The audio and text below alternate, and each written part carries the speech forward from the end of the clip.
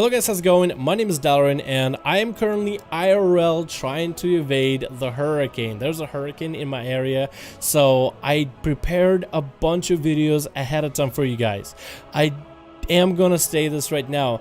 I was trying to make sure I had content for you guys while I am IRL trying to dodge the hurricane, trying to vanish away from it. So if some of these videos are a little bit longer, maybe less cut, I was trying to make sure to fill up the schedule while the hurricane was decimating my area to make sure you guys were entertained. So please give me a break here, and I do hope you guys are moderately entertained with the content. We'll come back and resume with our daily live streams as soon as the hurricane passes by. So let's make a commentary video, which is perfect for situations like these. Let's talk about the best build you might be wanting to run for Outlaw for PvP. Now this one in particular is something I've actually been experimenting with a lot, which is why I'm making this video.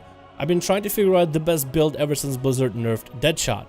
If you weren't aware, Deadshot originally got a hotfix to be a lot less powerful, which still made the build worth, but prior to the hotfix we were hitting for like what, 30, 40, maybe even 50k crits. It was a little bit nuts and a little bit overblown. But with the recent Outlaw Rogue PvE nerf for 5% overall damage reduction, 20% PvE Deadshot nerf, making it less viable and less, I guess, stack worthy for PvE, but also them toning back the original PvP hotfix still keeps the ability moderately similar to how it was prior to the Tuesday reset nerf, but more or less in line of with the first hotfixes for PvP.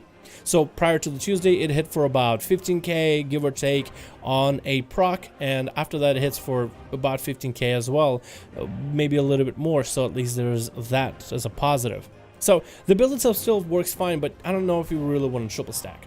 The only other build that I'm triple stacking right now is Snake Eyes, but I don't think Blizzard wants us to triple stack, and I'll talk about that in a second. The Snake Eyes build that I've been playing is a bit more gimmicky and a lot harder to execute than your Deadshot build, so maybe that's what Blizzard wants us to do. Maybe they want for us to have builds that are kind of sort of, you know, they take a bit of time and a bit of thought to execute right, but when you do, the damage really comes. I have been messing around with the Snake Eyes build playing Deeper Stratagem. If you can get yourself a Snake Eyes on a 6 combo point, roll the bones, the damage for your Sin Strikes increased by like 4k. That is with crits and broadsides procs, that's a lot of damage that can just kind of pop off at the enemy. So if you're getting a lot of Sinister Strikes back to back, like the secondary proc with a half off pistol shot, that's where a lot of the damage is going to come from for Outlaw. And the bursting deals is absolutely nuts. Like you actually have some one-shot bursty potential for your spec with a bit of RNG. So on the damage front with Deeper Stratagem, while it is gimmicky, it does work, but you can still run it with Vigor and Mark for Death. I tried both of them and it seems to be the damage is there. Which is trying to combine with Outlaw, and this is why I think Snake Eyes build works, which was why I don't think it will get nerfed, but of course a possibility. It's because you gotta start investing your comm points in different ways. See, when you build up full 6 comm points, you can either stun the enemy, you can either dispatch the enemy, or you can either roll the bones to buff your next Sinister Strikes. After that, you need to rebuild up those comm points to get a stun. So if you're trying to stun lock the enemy while you have the Snake Eyes buff available, that becomes a lot more difficult, especially solo. So maybe in the team situation with some coordination, you might be able to execute something like this, but as an Outlaw Rogue by yourself, you're not really going to be able to do it nearly as easily. So because it takes the globals and the setup with your Snake Eyes, it kind of stops you from being able to just execute into a full-on stun lock combo right afterwards, unless you end up running talents like Mark for Death, which means you're losing out on the potential damage of Deeper Stratagem, but you are gaining the capability to stun the enemy right after getting full buff mechanic out going there. So I feel that with that playstyle, maybe that's what Blizzard wants us to do, or would rather have us do, rather than literally go for a stun and then just have your pistol shot hit for like half of the enemy's health. So maybe you like Deadshot playstyle, and maybe that works for you. Maybe you decide to get into Snake Eyes build and you find that that one does the most amount of damage. But what should you do? What kind of build should you run? What I'm thinking is Blizzard doesn't really want us to run these traits in a very specific way. I don't think Blizzard wants for us to commit to a certain playstyle and look for certain traits, but rather chase the item level rather than traits. I feel like it's going to be very similar to PvE. Just go for the highest item level piece of gear you have, and then just find a trait that somehow helps you, whether it's a middle ground trait or a spec specific trait.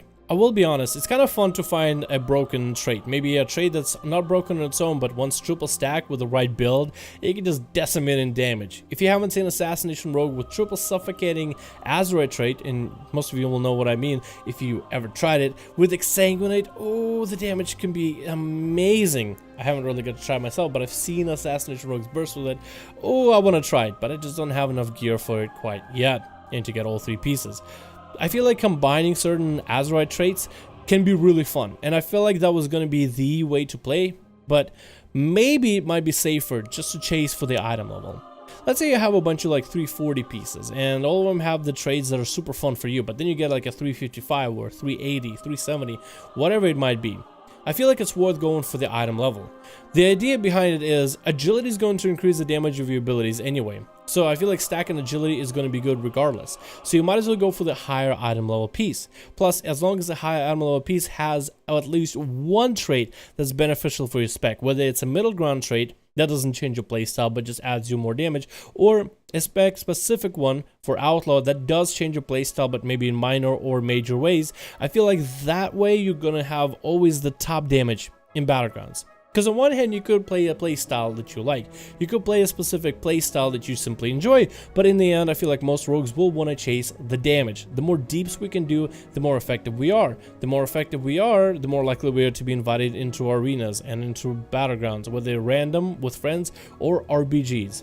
So I feel like as an Outlaw rogue, and I guess this goes for a lot of other classes, what I would be looking for past all the Azerite traits is probably the item level, and then trying to kind of finagle a Azerite trait out of the highest item level possible. There are other classes that are triple stacking certain traits, a lot like how Outlaw is triple stacking their Deadshot, and they make for insanely huge damage, whether it be openers, whether it be finishers, whether it be some random one-shots, but it feels like for Outlaw Rogue the one-shots kind of have gone by the dodo. The only one close enough is the Snake Eyes build, and that's if you get some crazy hyper-specific setup for it.